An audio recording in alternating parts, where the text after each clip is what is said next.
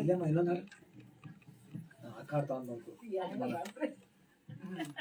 హల్లెలూయా ఇంకొకటి పాడతారంట అక్క వాళ్ళందరికీ అంత గట్టిగా హల్లెలూయా చెప్పారు.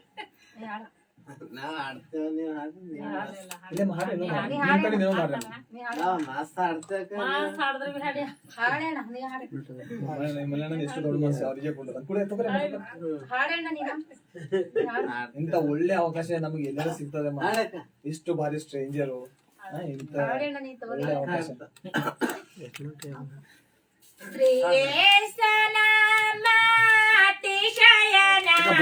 ಎಲ್ಲರೂ ಚಪ್ಪಾಳೆ ತಟ್ಟುತ್ತಾ ದೇವರನ್ನು ಆರಾಧಿಸೋಣ ಪ್ರಿಯರೇ. ನಾವು ಶ್ರೀಯೇಸು ನಾಮ ಅತಿಶಯ ನಾಮ ಪಾಪಿಗಳಿಗೆ ಪದ ನಾಮ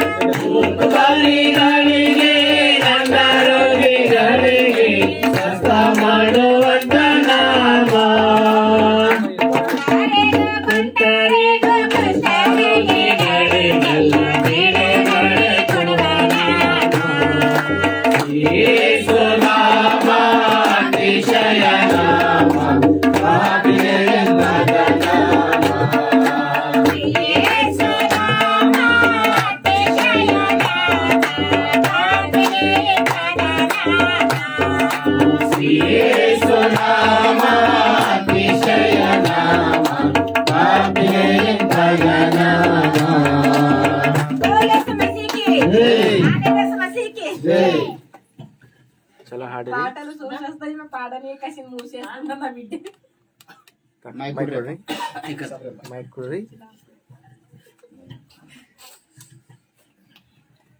మంచిది. చాలా సంతోషం ప్రియులారా. ఈ సమయంలో దేవుని వాక్యంలోనికి మనం వెళ్దాము. మన మధ్యలో సునీల్ అన్నగారు మన మధ్యలోకి రావడం చాలా సంతోషం. అన్నగారిని బట్టి అందరము దేవునికి స్తోత్రం చేద్దాం. హల్లెలూయా. అన్నగారు వాక్యాన్ని అందిస్తారు. చిన్న ప్రార్థన చేసుకుని అన్నకు సమయాన్ని అప్పగిద్దాం. మనం అందరం కళ్ళు మూసుకున్నట్లయితే దేవుడు తన దాసుని ద్వారా మనతో మాట్లాడినట్లుగా అందరము మనసులో ప్రార్థన చేద్దాం. హల్లెలూయా, హల్లెలూయా, స్తోత్రం, స్తోత్రం, స్తోత్రం, స్తోత్రం. ప్రేమ కలిగిన తండ్రి, మహాపరిశుద్ధుడా యేసయ్య, నీ పాదముల వందనాలు. స్తోత్రం ప్రభువా. గొప్ప దేవుడా, సర్వశక్తిమంతుడా, నీకు స్తోత్రం తండ్రి. అయ్యా, నీ ఆలోచనలు వేరు, మా ఆలోచనలు వేరు ప్రభువా. అయ్యా, ఈ దినం మేము అనుకోలేదు తండ్రి ఇక్కడ కూడుకుంటామని ప్రభువా. మీ చిత్త ప్రకారంగా మమ్మల్ని ఇక్కడ సమకూర్చినందుకు నీకు స్తోత్రాలు తండ్రి. ఈ పరూరు ప్రాంతంలో నీ సత్యము ప్రకటించబడాలని ప్రభువా నువ్వు నిర్ణయించినందుకు నీకు స్తోత్రాలు తండ్రి. అయ్యా, నీ దాసులు సునీల్ అన్నగారిని మా మధ్యలో నడిపించినందుకు నీకు స్తోత్రాలు ప్రభువా. కనికరించండి. ఇప్పుడు మా అందరితో మీరు మాట్లాడండి ప్రభువా.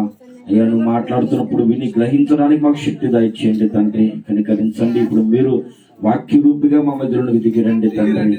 అయ్యా, నీ పళ్ళ కొరకు మమ్మల్ని సిద్ధపరచమని, కూటమంతటి మీరు నడిపించి మహిమ పొందమని, ప్రతి విధమైన సైతాను డిస్టర్బెన్స్ కార్యక్రమాలన్నింటినీ వేస్తున్నాము, మనం బంధించి వేస్తున్నాం.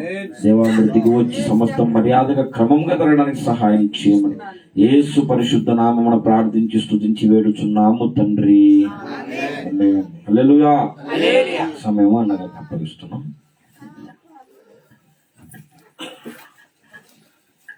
దేవునికి స్తోత్రం. హల్లెలూయా, హల్లెలూయా.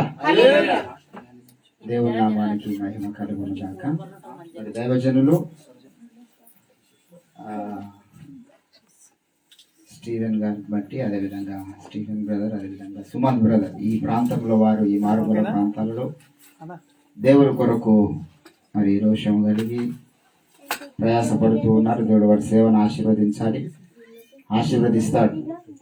మరి పాస్టర్ స్వరాజ్ గారు ఈ ప్రాంతంలో జన్మించినటువంటి వ్యక్తి. ఇప్పుడు వారు చాలా ప్రాంతాల్లో మరి దేవుని కొరకు సాక్షిగా వాడబడుతున్నారు. హల్లెలూయా. ఈ భరూరు ప్రాంతంలో పుట్టి మరి సత్యంలోనికి తెగించి మరి సత్యం కొరకు రోషం కలిగి నిలబడ్డాడు. ఎంతో మంది వ్యతిరేకించారు సేవ ఆరంభంలో. మరి వారు సత్యంలోకి వచ్చినప్పుడు చాలా మంది వ్యతిరేకించినప్పటికీ ధైర్యంగా నిలబడ్డాడు. ఈరోజు ఇంచుమించు ఇదివరకే 8 రాష్ట్రాల వరకు తిరిగాను.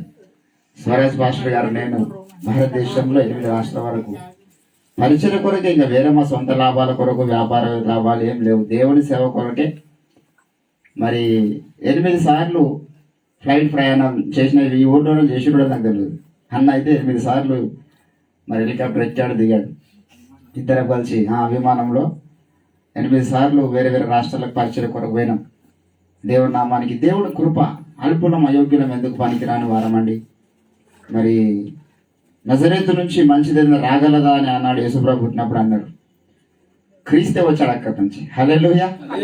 మరి బరూరు నుంచి ఈరోజు ఒక ఆణిముత్యం సత్యం కొరకు దేవుడు మరొక బీద కుటుంబంలో జన్మింపజేసి తన కొరకు సాక్షిగా వాడుకుంటున్నాడు. మేము 2010లో అనుకుంటా కదా ఇక్కడ మనం మీటింగ్ పెట్టింది. 2010 సంవత్సరం వచ్చాను నేను మీ ఊరికి. అప్పుడు ఒక సువార్త సభ ఇక్కడ సరాజన్న వాళ్ళ ఇంటికాడ పెట్టినాం బయట. మళ్ళీ ఇప్పుడు వచ్చాం. దేవునికి స్తోత్రం కలుగును గాక. అప్పుడు ఆ రోజు నైట్ ప్రేయర్ అయిన తర్వాత మేము ఇట్లా నడుచుకుంటూ వెళ్ళాము. అప్పుడు మా దగ్గర వెహికల్స్ లేవు. ఈ నుంచి గంగవారి చౌరస్తా వరకు నడుచుకుంటూ పోయినాం. రోడ్డు పండి పోతుంటే రైలు పడల కాడికి పోయినాక పెద్ద పాము అడ్డం వచ్చింది. అల్ల పాము రోడ్డు మీద అటు ఇటు ఉంది. ఆ రోజు ఇక్కడ జరిగిన సంభవం. ఆ రైలు పడల దాటి కొంచెం ముందు పోయిన తర్వాత అడవి పందులు అడ్డం వచ్చినాయి. ఎన్ని గంటలకు? 12 గంటలకు పోయినాం. మరి ఇక్కడ నుంచి గంగవారి చౌరస్తా పోతే ఒక లారీ ఆపుతలేడు. ఆ టైంలో లాస్ట్కి వస్తే కూడా ఒక ఆపేట. తర్వాత జహీరాబాద్ వెళ్ళాము. అటు నుంచి అటు అల్లుగోలు. నేను ఎన్నో సార్లు 20-30 సార్లు జహీరాబాద్ నుంచి మా ఇంటికి 6 కిలోమీటర్లు ఉంటుంది. మీటింగ్లకు పోయి అయ్యగారి దగ్గరికి ఎప్పుడన్నా సువార్త సభలు ఉన్నప్పుడు పోయి వస్తే రాత్రి 12-1 అయ్యేది. ఎన్నో సార్లు నడుచుకుంటూ పోయినా. ఒకరోజు జరిగినటువంటి ఒక అద్భుత కార్యం చెప్తాను. నేను ప్రార్థన చేశా. హైదరాబాద్లో సర్వసత్య మహాసభలు 30 వార్షికోత్సవం జరిగినప్పుడు నేను స్వరాజన్న గారు వెళ్ళాం. 30 వార్షికోత్సవం. ఆ చివరి రోజు ఫుల్ వర్షం పడ్డది మీటింగ్ ముగించే సమయానికి. సో ప్రేయర్ అయిపోయిన తర్వాత, మీటింగ్ అయిపోయిన తర్వాత బస్ ఎక్కి, కుక్కడపల్లిలో బస్ ఎక్కి జహీరాబాద్ వచ్చిన తర్వాత కూడా ఫుల్ వర్షం. ఇక్కడ నుంచి ఎటు వెళ్ళాలో తెలియదు ఎవరు. ఆ టైంలో ఏ ఆటో దొరకదు, ఏ బైక్ దొరకదు. రాత్రి 1 అవుతుంది, వర్షం పడుతుంది. నేను ప్రేయర్ చేస్తూ వచ్చాను దిగ్వాలకు వచ్చేంత వరకు కూడా, ప్రభావ మరి ఇంటికి వెళ్ళాలి, మీ కృప చూపించండి అని ప్రార్థన చేస్తూ వచ్చాము. ఆ పస్తపూర్ వ్యవస్థకు వచ్చిన తర్వాత వర్షం తక్కువైంది. బస్ దిగి నేను నడుచుకుంటూ ఒక్కనే 1:30 అట్లా వెళ్తూ ఉన్నాను అనమాట. తీరా మా ఇంటికి పోయి మా ఇంట్లో కడిపెట్టిన తర్వాత మళ్ళీ ముందు వర్షం స్టార్ట్ అయింది. అంటే దేవుని యొక్క అద్భుత కార్యం నేను ఆ రోజు చూశానండి. నా ప్రార్థన వల్ల అక్కడ బస్ దిగంగానే వర్షం ఆగింది, మళ్ళీ ఇంట్లో పోయిన తర్వాత వర్షం స్టార్ట్ అయింది. అంటే ఇట్లా ఎన్నోసార్లు ఆ రోజు కూడా పెద్ద ప్రాణబడ్డం వచ్చిన దేవుడు మమ్మల్ని కాపాడు. అడవి పందులు ఎన్నోసార్లు మేము అటు నారాయణఖేడ్ పరిసర ప్రాంతాల్లోనికి, అటు ఎవరది డోవర్ అనుకుంటా, డోవర్ అటు కొన్ని ఊర్లలో వెళ్ళాం. స్వరాజ్ పాస్టర్ గారు నేను. చాలా దారుణమైన రోడ్డు, చిన్న రోడ్లలో పోవాలి. ఎక్కడక్కడ దొంగల భయం అంట, మాకు తెలియదు. మొత్తం చీకట్లు వస్తే బ్రదర్ ఈ టైంలో వచ్చేది, ఇక్కడ దొంగలు చాలా మంది ఉంటారు, మీరు బతికిపోయారని చెప్పేసి అన్నారు. సో ఈ జైరాబాద్ ప్రాంతంలోనే చాలా పరిచర్యలో నేను స్వరాజ్ పాస్టర్ గారు తిరిగాం. తర్వాత దేవుని యొక్క ప్రేరణ, దేవుని యొక్క నడిపింపును బట్టి మరి వారు సంగారెడ్డి ప్రాంతం వెళ్ళడం, నేను గజ్వల్ ప్రాంతానికి వెళ్ళడం. ఇక్కడికి కరెక్ట్ 200 కిలోమీటర్లు నా సేవ చేసేటువంటి స్థలం. అక్కడ నుంచి గజ్వల్ నుంచి ఇక్కడికి మరి దేవుడు నడిపించినాడు. దేవునికి స్తోత్రం కలుగును గాక. మరి దైవజనులు పాస్టర్ శ్రీవేణన్న గారు నేరుగా వాక్యంలోకి వెళ్ళమని కొన్ని పరిచయ వాక్యాలు చెప్పాను. ఎందుకంటే ఈ గ్రామంతో మాకున్నటువంటి పరిచయం, ఇక్కడ తమ్ముడు వెంటన్న, అదేవిధంగా చిరంజీవి నాకు చాలా సన్నిహితులు. మా ఇంటికి 1 సంవత్సరం వచ్చారు వాళ్ళు. 2009 సంవత్సరంలో సరాజన్న స్టార్ సిటీ బండి ఉండే, దాని మీద ఎక్కించుకొని ఇద్దరిని మా ఊరు వస్తుంది. మా ఇంటికన్నా ఎప్పటికీ కాదు, ఆనే తింటుండ్రి, ఆనే పండుకుంటుండ్రి. అల్గోలు మా సొంతము. సో అక్కడికి వచ్చి మా ఇంటికానే ఉంటున్నారు. అప్పుడు చిన్నగా ఉండ్రి, ఇప్పుడు ఇద్దరు కూడా గుర్తుపట్టకుండా అయిపోయినరు. అప్పుడు చిన్నగా ఉండ్రి. చాలా అద్భుతమైనటువంటి కృప దేవుడు ఆ టైంలో. ఇక్కడ నుంచి వీళ్ళు అటు జహీరాబాద్ పక్కన దిగ్వాల్ నుంచి గాబ్రియల్, తర్వాత యమానంద్ బ్రదర్ అని ఇద్దరు ఉండ్రి. వాళ్ళిద్దరు వస్తుండ్రి. ఇక నేను వీళ్ళకి వచ్చిన వల్ల మంచిగా తాలిపి స్నానం చేసిస్తుంటే, రవ్వ రడ్లు చేసిస్తుంటే, ఇక సరస్ బ్రదర్ వచ్చినప్పుడు చికెన్ తీసుకొని వస్తుండే, మంచిగా చేసుకుంటుంటే తింటుంటే, ప్రార్థన చేస్తుంటే మళ్ళీ తిని పండుకోవడం కాదు, మంచిగా తిని అందరం ప్రార్థన చేస్తుంటే రాత్రి అంతా బైబుల్ పరిశోధన. మా ఇంట్లో 2 కరపత్రికలు రాసినాం. జైరాబాద్ మొత్తం దద్దరిల్లిపోయింది. ఆ కరపత్రికలు మేము పంచిన తర్వాత మా మీద 30 మంది సేవకులు వెళ్ళి కేసు పెట్టారు నా మీద, స్వరాజ్ పాస్టర్ గారి మీద. సిఐ గారు మాకు ఫోన్ చేశారు. జైరాబాద్ జరిగిన విషయం. మెథడిస్ట్ పాస్టర్లు అందరూ కలిసి మా కాడ సెంట్రల్ చర్చ్ ముంగట అదేంటి పెద్దది పెద్దది లారీ పడిపోతే లేపుతాడు అది క్రేన్. ఆ క్రేన్కు ఉరిదీస్తామని చెప్పేసి అన్నారు. మేము చెప్పిన సంగతులు బైబిల్ బుక్ చూపించకపోతే మాకు ఏమన్నా ఉరిదీందని చెప్పినాం. సో అప్పుడు చాలా కార్యక్రమాలు జరిగాయి. 2 పాంప్లెట్స్ మొత్తం ఈ ప్రాంతాన్ని కదిలించేసినాయి అనమాట మేము రాసినవి.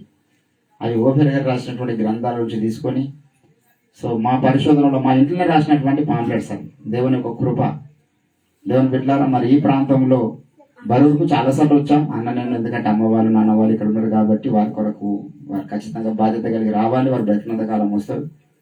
వారి బాగోగులు తను ఒకడే చూసుకోవాలి, ఒకడే కొడుకు. ఇక తను చూసుకోకపోతే ఇంకొకరు చూసుకోరు. ఇప్పుడు వాళ్ళు రమ్మంటేనేమో ఊరిడిచి రారు. ఈ ఊరితో వాళ్ళకు బంధం పెన వేసుకున్నారు అనమాట. ఏమున్నా ఏం లేకపోయినా ఇద్దరు వాళ్ళు మంచిగా ఎంజాయ్ చేస్తూ ఉంటారు. ఉన్న దాంట్లో తిని అన్న దగ్గరికి వస్తే ఆడ చూసుకుంటారు కానీ వాళ్ళు రారు. కాబట్టి అన్ననే వాళ్ళు ఉన్నంత కాలం మీ ఊరికి ఖచ్చితంగా వస్తారు. మేము కూడా అన్నతో పాటు దైవజనులకు వస్తాం. మరి సుమంత్ గారు ఈ ప్రాంతంలో కూడా వాళ్ళు పరిచయం మీద భారం కలిగి ఉన్నారు కాబట్టి దేవుని చిత్తం అయితే మీరందరూ సహకరిస్తే ఇక్కడ ఒక అద్భుతమైనటువంటి ప్రార్థన ప్రతి ఆదివారం ఇట్లా బలపడేటటువంటి కార్యక్రమం ఎవరింటి దగ్గర మీరు పెట్టుకుంటే ఇంకా మీరు ఆత్మీయంగా బలపడతారు. మేము కూడా అనేక సార్లు రావడానికి అవకాశం ఉంటది. దేవునికి స్తోత్రం కలుగును గాక. హల్లెలూయా. మరి స్టీఫెన్ అన్న గారు చాలా అద్భుతంగా వాక్యం చెప్తారు. వారు నేను చాలాసార్లు వారి ప్రసంగాలు వింటూ ఉంటాను. సుమంత్ గారి గురించి చెప్పాల్సిన అవసరం లేదు. ఆయన హిందీ, తెలుగు, ఇంగ్లీష్, కన్నడ 4 భాషల్లో మంచి ప్రావీణ్యత ఉంది తనకి. దేవునికి స్తోత్రం. తను మనకు దేవుడు అనుగ్రహించడం దేవుని యొక్క కృప. అందరం గట్టే చెప్పలు కూడా వారిని అభినందిస్తాం. ఎప్పుడు ఖాళీగా ఉండే మనిషి కాదు సుమంత్. ఎట్లంటే ఏదో ఒక పని చేయాలి దేవుని కొరకు. వాట్ కెన్ ఐ డూ, ఏది చేయగలుగుతాను, ఎంతవరకు చేయగలుగుతాను నేను చేస్తా ప్రభువా. ఖాళీ కూడా అనమాట. మొన్న హిందీలో ఒక ప్రసంగం పెట్టాడు, నాకైతే చాలా కదిలించింది. మంచి హిందీ అనమాట. మనం మాట్లాడే హిందీ వేరే ఉంటుంది. వొకాబులరీ ఉపయోగిస్తున్నటువంటి చాలా అద్భుతంగా తనకు దేవుడు టాలెంట్ ఇచ్చాడు. ఇంకా అభిషేకించాలి. తన సేవలో దేవుడు మరి సుమంత్ గారిని, స్టీఫెన్ గారు ఎవరిద్దరిని జతపరిచాడు. మరి మరణం వరకు వారు ఎడబాయకూడదు. హల్లెలూయా. దేవుడు జతపరిచిన వారిని మనుషులు వేరుపరచకూడదు. చివరికి వారైనా వేరుపడకూడదు. సో పౌలు బర్నబాలాగా, పౌలు శీలాలాగా, సో పౌలుతో చివరి వరకు అత్తుకున్నటువంటి మార్కులాగా వాళ్ళు ఇద్దరు కలిసి, బైబిల్లో ఒక మాట ఉంది, ఒక్కరు 1000 మందిని తరుములు, ఇద్దరు 10,000 మందిని తరుముతారంట. సో నేను స్వరాజ్ పాస్టర్ గారు అయితే 2008 నుంచి మా స్నేహం, 2008 నుంచి ఇప్పటిదాకా ఒక బలమైనటువంటి బంధముగా దేవుడే కలిపినాడు. మాతో చాలా మంది మధ్యలో చాలా మంది సేవకులు కలిసారు, పోయారు, కానీ మా ఇద్దరు మాత్రం ఒకటే మనిషిలాగా మేము ఇద్దరం పని చేస్తాం. అట్లా ఈ ప్రాంతంలో వీళ్ళని చూస్తే నాకు అనిపిస్తుంది చాలా గొప్ప కార్యాలు జరిగిస్తారని. హల్లెలూయా. ఎందుకంటే వాక్య జ్ఞానంలో స్టీఫెన్ గారు మంచి నిష్ణాతులు, అదేవిధంగా భాషా ప్రావీణ్యత కలిగినటువంటి సుమంత్ గారు, వారికి ఉన్నటువంటి ఆసక్తి. సో ఇద్దరిని దేవుని ఒక ప్రణాళిక. ప్రసంగి 9వ అధ్యాయంలో మరి 3వ వచనంలో ఒక మాట అంటాడు, ఒకరికి స్నేహము చేయుటైనా ఒకరిని ద్వేషించుటైనా అది యెహోవా వశంలో ఉన్నది. దేవుడు ఎవరెవరిని ఎక్కడెక్కడ కలపాలనో అక్కడెక్కడ కలుపుతూ ఉంటాడు, వాటి ద్వారా కార్యాలు జరిగించుకుంటాడు. హల్లెలూయా. ఈరోజు మీరు కూడా ఇక్కడికి వచ్చారంటే ఒట్టిగా రాలే, దేవుడు నడిపిస్తారు. మీకు ఇక్కడికి వచ్చారు, పరిశుద్ధాత్మ దేవుడు మేము అల్లాడాడు ఇంతకన్నా ముందే, ఇక్కడికి వచ్చేట్లు చేశాడు ఆయన. హల్లెలూయా.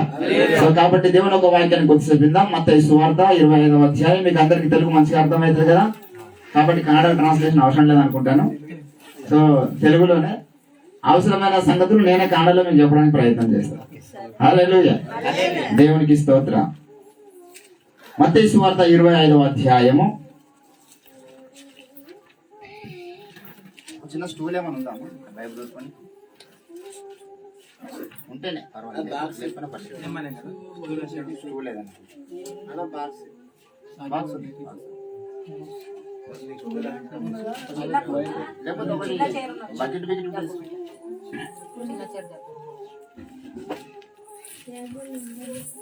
రైట్.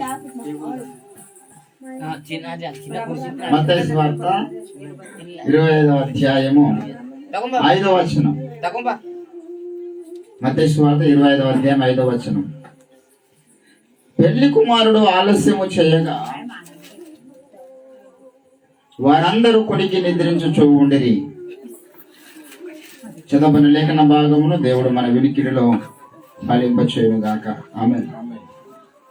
ప్రభునందు నాకు అత్యంత ప్రియులారా, నేను కొద్దిసేపే మాట్లాడతాను కనుక మీరు శ్రద్ధగా ఆలకించాలమ్మా. దేవుడు వినేవారితో మాట్లాడతాడు. ఇర్మియా ప్రవచన గ్రంథం 6వ అధ్యాయం 10వ వచనంలో దేవుడు ఏమంటాడు తెలుసా? విందురని నేను ఎవరితో మాట్లాడుదును, వారు వినుటకు తమ చెవులు నాకు అప్పగించలేదు. వినే మనసున్న వారితో దేవుడు మాట్లాడతారనే విషయాన్ని గుర్తుపెట్టుకోవాలి. రోమీలకు రాసినటువంటి పత్రిక 10వ అధ్యాయం 17వ వచనంలో వినుట వలన విశ్వాసము కలుగుతుంది. లేకుండా పర్లేదమ్మా, లేకుండా వినుట వలన ఏం కలుగుతుంది? విశ్వాసం కలుగుతుంది. మనం వినడం అలక్ష్యం చేయొద్దు. కొర్నేలింటి వారు వాక్యం వింటూ ఉండగానే పరిశుద్ధాత్మ దేవుడు వారి మీదకి దిగి వచ్చాడు. సో మొదట ఈ వినే లక్షణం చాలా ప్రాముఖ్యమైనటువంటిది. మీరు వినుటకు వేగిరపడాలి అంటాడు యాకోబు 1వ అధ్యాయం 18వ వచనంలో. ప్రతి మనుషుడు వినుటకు వేగిరపడవాడును, మాటలాడుటకు నిదానించువాడై ఉండాలి. సో వినే బుద్ధి అనేటటువంటిది చాలా ప్రాముఖ్యమైనటువంటిది చెప్తున్నాను వాక్యం చెప్పేటప్పుడు. హల్లెలూయా. కాబట్టి ఇక్కడ చదవబడినటువంటి లేఖన పరిశుద్ధ భాగంలో ఏమని రాయబడిందంటే, యేసు ప్రభు యొక్క 2వ రాకడ సంభవాలు బైబిల్లో 3 చోట్ల రాయబడి ఉన్నాయి. మత్తయి సువార్త 24వ అధ్యాయము, లూకా సువార్త 21వ అధ్యాయము, మార్కు సువార్త 13వ అధ్యాయం. ఈ 3 అధ్యాయాలలో యేసు ప్రభు యొక్క 2వ రాకడ గురించి వ్రాయబడి ఉన్నది. ఈ మత్తయి సువార్త 25వ అధ్యాయంలో 3 ఉపమానములు ప్రభు జ్ఞాపకం చేస్తూ వస్తాడు. మొదటి ఉపమానం ఏంటంటే 10 మంది కన్యకల గురించి మాట్లాడతాడు, తలాంతుల గురించి మాట్లాడతాడు, మేకల గురించి, గొర్రెల గురించి మాట్లాడతాడు. 2వ రాకడలో ఏ రీతిగా ఉండబోతుంది పరిస్థితులు అనేటువంటి విషయాలు జ్ఞాపకం చేస్తూ వస్తారు. అయితే చదవబడిన లేఖన భాగంలో పెళ్లి కుమారుడు ఆలస్యము చేయగా అనే మాట మనకు కనబడుతూ ఉంది. ఎందుకు పెళ్లి కుమారుడు ఆలస్యం చేస్తూ ఉన్నవాడుగా కనబడుతున్నాడు? మన బైబిల్లో చాలా చోట్ల చూస్తాం, ఇదిగో నేను త్వరగా వచ్చుచున్నాను, త్వరగా వస్తానని చెప్పినటువంటి మాట 2000 సంవత్సరాలు అయిపోయింది. 2000 సంవత్సరాల కింద మన ప్రభువైన క్రీస్తు చెప్పిన నేను త్వరగా వచ్చుచున్నాను. మరి ఇప్పటిదాకా రాలే, ఎప్పుడు వస్తాడు? ఇంకా 2000 ఏళ్ళు అయిపోయింది కదయ్యా. ఆయన రాకడ గురించినటువంటి వాగ్దానం ఏమైందని అనేకులు అంటారు. పేతురు రాసిన 2వ పత్రిక 3వ అధ్యాయము 9వ వచనం దయచేసి చదివితే అక్కడ ఏముంటదంటే, ప్రభు యొక్క వాగ్దానం గురించి ఈ రోజు వస్తాడు, రేపు వస్తాడు, ఇదిగో త్వరగా వస్తున్నాడు మీరు చెబుతూ ఉన్నారు కదా. ఏమైంది క్రీస్తు యొక్క రాకడ? ఇంకెందుకైనా రాలేకపోతున్నాడని అడుగుతారంట చాలా మంది. 9వ వచనంలో కొందరు ఆలస్యమని ఎంచుకొనుచున్నట్లు ప్రభు తన వాగ్దానమును గురించి ఆలస్యము చేయువాడు కాడు గాని అది ఎవడును నశింపవలనని ఇచ్చయింపక అంటున్నాడు. అంటే యేసు ప్రభుల వారు ఆలస్యం చేయడం గల కారణం చెప్తున్నాడు ఇక్కడ. ఇంకెందుకు వెయిట్ చేస్తున్నాడు ఆయన? రావచ్చు కదా, 2000 సంవత్సరాలు అయింది. అప్పుడు చెప్పాడు, ఇదిగో నేను త్వరగా వస్తా, నేను దగ్గర నుంచి వెళ్తున్నా కదా, ఏ రీతిగా అయితే వెళ్తున్నాను ఆ రీతిగానే వస్తా, మీరు సిద్ధంగా ఉండండి. మొదటి శతాబ్దం భక్తులు నమ్మారు, ప్రభు వస్తాడు వస్తాడు వస్తాడు వస్తాడు రేపో మాపో. 2000 సంవత్సరాలు అయింది. ఇక్కడ అంటున్నాడు పేతురు, ఎందుకయ్యా నువ్వు ఆలస్యం చేస్తున్నావు అంటే, ఏ ఒక్కరు నశించడము నా చిత్తం కాదు. ఇది మొదటి కారణం. దేవుడు ఆలస్యం చేస్తుంటే అర్థం ఏంటంటే, ఇంకా మారు మనసు పొందవలసిన వారు చాలా మంది ఉన్నారు. యేసు ప్రభు రక్తాన్ని ఆశ్రయించి వారి జన్మకర్మ పాపాలు కడుక్కొని నరకము తప్పించుకోవాల్సినటువంటి వ్యక్తులు చాలా మంది ఉన్నారు. అజ్ఞానంలో కొనసాగుతున్న వారు, చీకట్లో కొనసాగుతున్న వాళ్ళు, ఇష్టానుసారమైన పాపాలు చేస్తున్నటువంటి వాళ్ళు, పాపముల చేత అపరాధముల చేత సచ్చిన వారుగా ఉన్న వాళ్ళు ఎందరో ఉన్నారు. కనుక నేను ఆలస్యం చేస్తున్నా. వారందరూ మారు మనసు పొందాలంటే మనం ఏం చేయాలంటే సువార్త ప్రకటించాలి. యేసు ప్రభు రావాలి త్వరగా భూమి మీద. కానీ చాలా మంది ఏదో కష్టాలు రాగానే, సమస్యలు రాగానే, యేసు ప్రభు వస్తే బాగుండే, నా కష్టాలు పోతుండే, నా అప్పుల బాధలు పోతుండే, నా నొప్పుల బాధలు పోతుండే, నా భార్య బాధ పోతుండే, నా భర్త బాధ పోతుండే అని చాలా మంది ఏ చిన్న సమస్య రాగానే ప్రభువా నువ్వు రాతండి, రాడాయన అట్లా రాడాయన. యేసు ప్రభు రావాలంటే జరగాల్సినటువంటి కార్యక్రమాల్లో మొదటిది సువార్త ప్రకటించబడాలంటాడు. అంతం వరకు ఈ యొక్క రాజసువార్త ప్రకటించబడాలి. నశించిపోతున్న వారు ఇంకెందరో ఉన్నారు, అందుకొరకు నేను ఆలస్యం చేస్తున్నా అంటున్నాడు దేవుని బిడ్డలారా ఈరోజు ప్రభువు. ఇది మొదటి కారణం.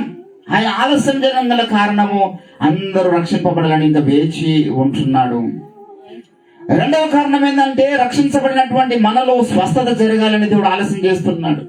పేతురు రాసినటువంటి మొదటి పత్రిక 4వ అధ్యాయం 7వ వచనములో అన్నిటి అంతము సమీపమై ఉన్నది కాగా మీరు స్వస్థ బుద్ధి కలిగిన వారై దేనికి స్వస్థత జరగాలి చెప్పండి? దేనికి స్వస్థత? బుద్ధికి స్వస్థత జరగాలి, శరీరానికి స్వస్థత కాదు. ఈరోజు క్రైస్తవ సమాజం అంతా శరీర స్వస్థతల కొరకు పరుగులేస్తుంది. స్వస్థత కూడా మీదే బరువులో పెడితే ఎంతమంది వస్తారండి? అద్భుతాలు చేసి కూడా పెడితే ఎంతమంది వస్తారు? దేని కొరకు ఆ స్వస్థత? ఏ నెత్తి నొప్పికో, నడుపు నొప్పికో, కడుపు నొప్పికో, ఏ కాలు నొప్పికో పరిగెత్తుకుని వస్తారు. కానీ బుద్ధికి స్వస్థత కూటం పెడతాం రండి అంటే ఎంతమంది వస్తారు? అది ఇష్టం లేదు. దేవుడు ఆలస్యం చేస్తున్నాడంటే ఇంకా చాలా మంది బుద్ధికి స్వస్థత జరగాలి. బుద్ధికి వచ్చిన రోగం ఏంది? శరీరానికి ఏదైనా రోగం వస్తే దానికి స్వస్థత చేస్తా అంటున్నావు, బాగానే ఉంది. మరి బుద్ధికి వచ్చిన రోగం ఏంది అంటే, బుద్ధికి వచ్చిన రోగమే అహం అనేటటువంటి రోగం ఉన్నది, స్వచ్ఛమైన రోగం ఉన్నది బుద్ధికి. అసూయ అనే రోగం ఉన్నది, ఓర్వలేనితనము, కామదురాత అనేటటువంటి చెడ్డ ఆలోచన అనేటువంటి రోగం ఉన్నది మనిషికి, మనసుకు. బుద్ధికున్న రోగాలు ఎన్నో ఉన్నాయి. చెప్పిన మాట విన బుద్ధి కాదు. అభిదేవత అనే రోగం ఉన్నది, సోమరితనం అనే రోగం ఉన్నది. బుద్ధికున్నటువంటి రోగాలు ఎన్నో ఉన్నాయి. అందుకే యెషయా గ్రంథం 1వ అధ్యాయం 1వ వచనంలో ఏమంటాడు? ఆకాశమా ఆలకించుము, భూమి చెవియొగ్గుము, నేను పిల్లల్ని పెంచి పెద్దవారిని చేసి వారు నా మీద తిరగబడి ఉన్నారని చెబుతూ కింద అంటాడు, ప్రతివాడు నడినెత్తిన ఏం కలిగి ఉన్నాడంట? వ్యాధి కలిగి ఉన్నాడు. ఎక్కడ ఉంది వ్యాధి చెప్పండి? తలలో వ్యాధి ఉందంట. తలలో వ్యాధి, హృదయంలో వ్యాధి, మనస్సులో వ్యాధి. ఇప్పుడు దీనికి స్వస్థత కూడా జరగాలని ప్రభు ఆలస్యం చేస్తూ ఉన్నాడు. శరీరానికి స్వస్థత ముఖ్యమైనది కాదు. అయినా కాకపోయినా ఏదో ఒక రోగం శరీరానికి వస్తూనే ఉంటది. ఏ రోగం రాకపోయినా మనం ఎంతకాలం బతుకుతాం దేవుని బిడ్డలారా? ఒక టైం వస్తుంది, వృద్ధాప్యంలోనో నడి వయసులోనో ఏదో ఒక టైంలో చచ్చిపోతాం ఖాయం. కానీ నీ శరీరానికి ఏదైనా ఒక రోగంతో చచ్చిపోతే పర్వాలేదు. ఎలీషా అనే ప్రవక్త రోగంతో చచ్చిపోయాడు. తిమోతికి కడుపు జబ్బు ఉంది చాలా కాలం. వాళ్ళు చచ్చిపోయేంత వరకు వారి రోగాలు వెంటాడినాయి. కానీ వారి బుద్ధికి రోగం లేదు, వారి హృదయానికి రోగం లేదు. శరీర రోగం అనేటటువంటిది మన నరకానికి తీసుకెళ్ళదు, కానీ బుద్ధికి రోగం పడితే నరకానికి తీసుకెళ్తుంది. బుద్ధికి స్వస్థత కావాలి. ఇకనైనా బుద్ధికి స్వస్థత పరుచుకుంటారా? ఇకనైనా మనసు మార్చుకుంటారని దేవుడు ఆలస్యం చేస్తున్నాడు. ఇకనైనా ఈ లోకం నుంచి విడుదల పొంది వేరుపరచబడి ప్రత్యేకించబడి భవబంధాలు తెంచుకొని కామక్రోధ లోప మోహ మదమ స్థిరములు తెంచుకొని అనుబంధాలు తెంచుకొని నా పని కొరకు సర్వలోకానికి వెళ్తారని దేవుడు ఆలస్యం చేస్తూ ఉన్నాడు. ఇకనైనా అభిషేకం పొందుకుంటారేమని దేవుడు చూస్తున్నాడు. ఈరోజు సంఘాలు అభిషేకం దూరం అయిపోయినాయి. చాలా పెద్ద సంఘాలు. రామనిల్స్ గారు అంటారు, వై రివైవల్ టారీస్ అనేటువంటి పుస్తకంలో ఏమంటే తెలుసా, ఈరోజు చాలా మంది ప్రసంగికులు చేస్తున్న ప్రసంగాలు వింటున్న సంఘాలంట చనిపోయినటువంటి ప్రసంగికులు చనిపోయిన ప్రసంగాలు చేస్తూ చనిపోయిన సంఘానికి చేస్తున్నారు అన్నాడు. So many preachers are preached dead preacher dead sermons, dead congregation. ఎందుకండి? ఎందుకు ఆ మాట అన్నాడు చెప్పండి? అంటే అభిషేకం లేదు. There is no anointing, there is no spirit of God. అన్ని బాగుంటాయి, మస్తు వాక్యం ఉంటుంది, చాలా పెద్ద సంఘం. నాకు ఈ ప్రాంతంలో ఒక సేవకుడు అన్నాడు, మీదెంత సంఘం మీ చిన్న సంఘం, మా సంస్థ చాలా పెద్దది, మా సంఘాలు మొత్తం ఎటువైనా ఉన్నాయి, దేశం అంతా చాలా పెద్దది మాది అన్నాడు. నేను అన్నా, సరే పర్వాలేదు బ్రదర్, మీరు చాలా పెద్దది ఉండొచ్చు, కానీ పెద్దదైనంత మాత్రం కొన్నిసార్లు ప్రయోజనం లేని ఎండ ఉన్నాయి. తాటి చెట్టు కూడా చాలా పెద్దగా ఉంటుంది కదా, ఎంతమంది గెలుస్తుంది? తాటి చెట్టు కింద కూర్చుంటాడు అది చెప్పన్నా. 50 చెట్టు చిన్నగా ఉంటుంది, కానీ 100 మంది కూర్చోవచ్చు దాని కింద వయసు అల్లగా. మా సంఘం చిన్న సంఘం ఏ ఉండొచ్చు, కానీ లక్షలాది మందికి ఆశీర్వాదకరంగా ఉంది, లక్షలాది మందికి సత్యంలో నడిపిస్తుంది, పౌలు బోధలో నడిపిస్తుంది, యేసయ్య పోలికలోని మారుస్తుంది, మరి దేవుని చిత్తానుసారమైన సేవ చేస్తుంది మా సంఘము. పరిశుద్ధ అభిషేకం కొరకు సంఘాన్ని సిద్ధపరుస్తుంది, రెండవ రాకడ కొరకు, కడవరి వానకాలం కొరకు సిద్ధపరుస్తుంది మా సంఘం, సార్వత్రిక సంఘాన్ని. మా వాయిస్ వేరు, మేము కలిగి ఉన్నటువంటి దర్శనము వేరు. దేవుడు ఆలస్యం చేస్తున్నాడు. ఇవన్నీ నువ్వు తెలుసుకోవాలని ఆలస్యం చేస్తున్నాడు. నువ్వు అభిషేకం పొందుకోవాలని ఆలస్యం చేస్తున్నాడు. నువ్వు ఈ లోకం నుంచి డిటాచ్ అయ్యి దేవునికి అటాచ్ కావాలి ఇంకా ఆలస్యం చేస్తూ ఉన్నాడు. అంతేకాదు, నువ్వు ఎప్పుడైనా ఒక దర్శనము దేవుడు భూలోకానికి అప్పగించినాడు, ఆ దర్శనం తెలుసుకుంటావా అని ఆలస్యం చేస్తున్నాడంట. హబక్కూకు 2వ అధ్యాయములో అంటాడు ఈ మాట, ఆ దర్శనము నెరవేరుటకు ఆతురపడుచున్నది, అది ఆలస్యము చేయక తప్పక జరుగును. ఒక కార్యం జరగబోతుంది దేవుని భూమి మీద. అది ఏ కార్యమో వివరించడానికి చాలా టైం కావాలి. మీరు తర్వాత మన సేవకులు వచ్చినా వివరిస్తారు. అన్నిటికీ కుదురుబాటు కాలాలు రావాలని దేవుడు ఆది నుండి తమ పరిశుద్ధ ప్రవక్తల నోట నియమించినటువంటి కార్యం, జరగవలసినటువంటి పని ఉన్నది. దేవుని బిడ్డలారా, ఇంతకాలం ప్రభు ఆలస్యం చేసినాడు. మనలో మార్పు రావాలని, నశించిపోతున్న వారు రక్షించబడాలని, మీరు అభిషేకం పొందుకోవాలని, మీరు బుద్ధికి స్వస్థత పొందుకోవాలని, ఇప్పుడైనా మీరు ప్రార్థన పరులు కావాలని ఆలస్యం చేస్తున్నాడు. కానీ ఒక టైం వస్తుంది, ఇక ఆలస్యం చేయకుండా ఆయన వచ్చేస్తారంట. దయచేసి చదవండి ప్రకటన గ్రంథం 10వ అధ్యాయం. ప్రకటన గ్రంథం 10వ అధ్యాయంలో మాట మారిపోయింది. మత్తయి సువార్త 25:6లోనేమో ఆలస్యము చేయుచున్నవాడు కనబడుతున్న దేవుడు, ప్రకటన గ్రంథం 10వ అధ్యాయం 6వ వచనములో ఆలస్యము లేదు. ఇంకా ఏమంటున్నాడు అక్కడ? పరలోకమును అందులో ఉన్న వాటిని, భూమిని అందులో ఉన్న వాటిని, సముద్రమును అందులో ఉన్న వాటిని సృష్టించి యుగ యుగములు జీవించుచున్న వాని తోడు ఒట్టు పెట్టుకొని ఇక ఆలస్యం ఉండదు. అయిపోయింది time. There is no waiting time.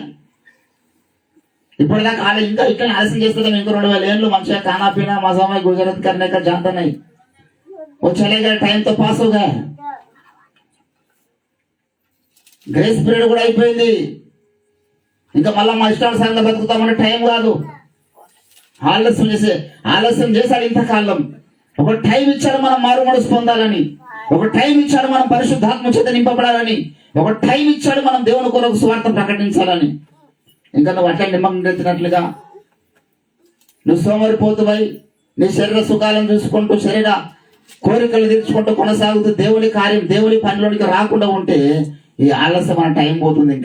ఇంకా ఆలస్యము చేయక వచ్చునంటాడు. హెబ్రీ పత్రిక 10వ అధ్యాయము 37వ వచనంలో కూడా అదే మాట జ్ఞాపకం చేస్తూ ఉన్నాడు. దేవుని బిడ్డలారా, దయచేసి గమనించండి. ఇక కాలము బహు కొంచెము ఉన్నది, బహు కొంచెముగా ఉన్నది, వచ్చుచున్నవాడు ఆలస్యము చేయక వచ్చును. నా ఎదుట నీతిమంతుడైన వాడు విశ్వాస మూలముగా జీవించును అని వ్రాయబడి ఉన్నది. ఏమంటాడు? ఇక ఆలస్యం చేయడంట దేవుడు. మరి ఏం చేద్దాం మనం? ఇక మనం ఆలస్యం చేయడం ఆపేసేయాలి. దేవా నేనేం చేయాలి తండ్రి? పౌలు కింద పడి లేచినప్పుడు దమస్కు మార్గంలో వెళ్తూ అంటాడు, ఆ వెలుగు ఆయన మీద ప్రకాశించిన తర్వాత నువ్వు ఎవడు అన్నప్పుడు, నువ్వు హింసించున్న క్రీస్తు అన్నప్పుడు పౌలు అన్న మాట ఏందో తెలుసా? ప్రభువా నేనేం చేయాలి? What shall I do? ఈరోజు అనగలుగుతాం ఆ మాట. ఇప్పటిదాకా నువ్వు చేసిన ఆలస్యం చాలు. ఇప్పటిదాకా కదలకుండా ఉన్నామేమో ప్రభు పని కొరకు. ఇప్పటిదాకా రోషం లేని మనిషిగా ఉన్నామేమో. అక్కడ అంటున్నాడు, ప్రభు ఆలస్యం చేస్తారంట. వాళ్ళు ఏం చేశారండి? బుద్ధి లేని కన్యకలు ఏం చేశారు అక్కడ?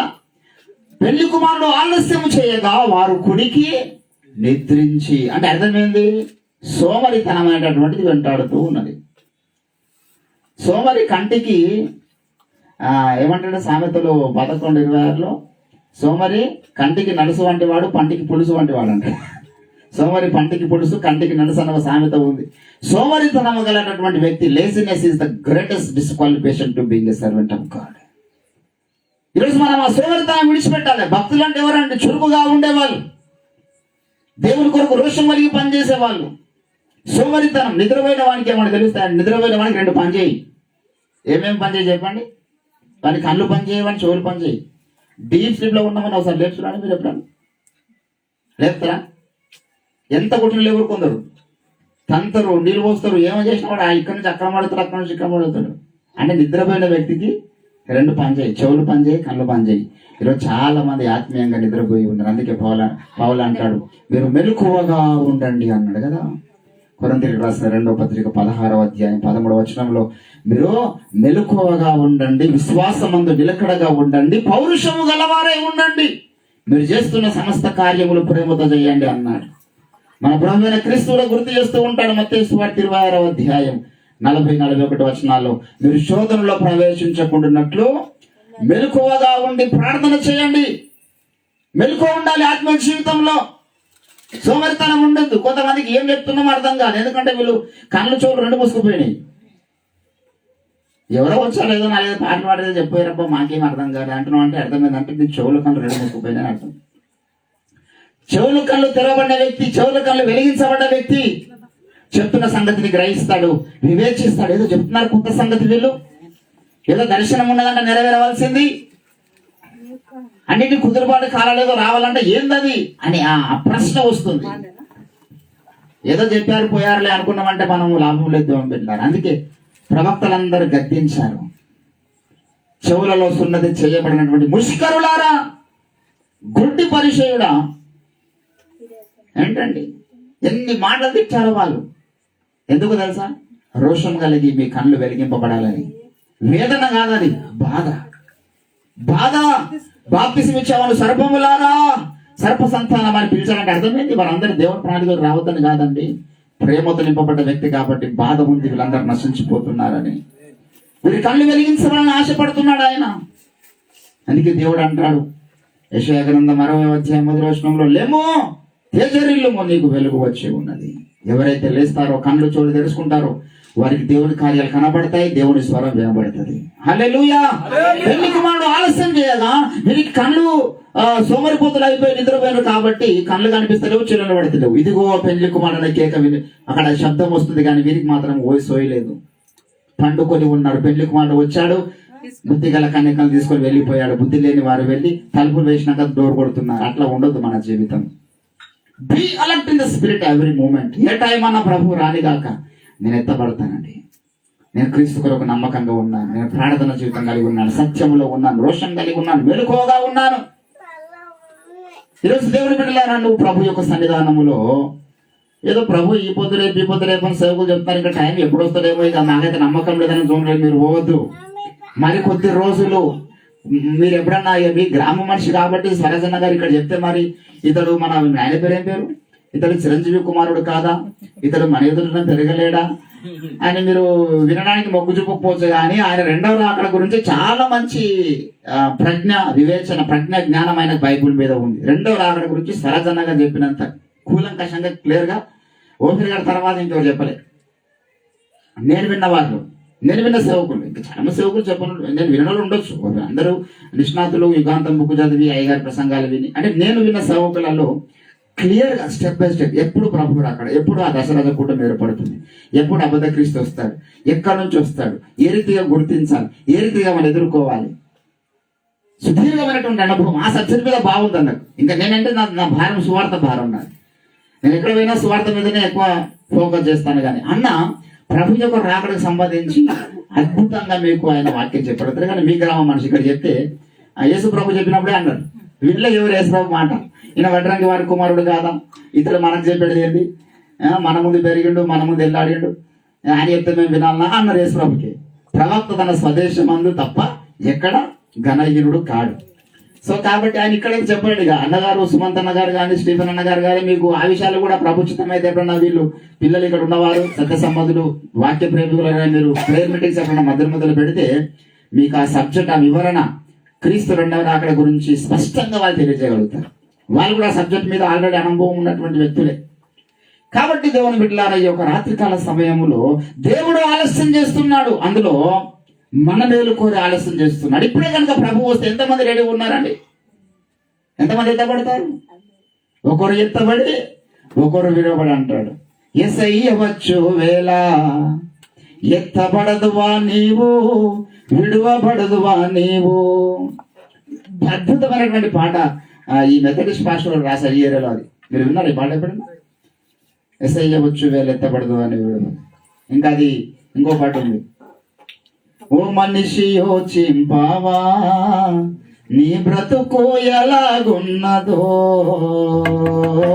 ఓ మనిషి యోచింపావా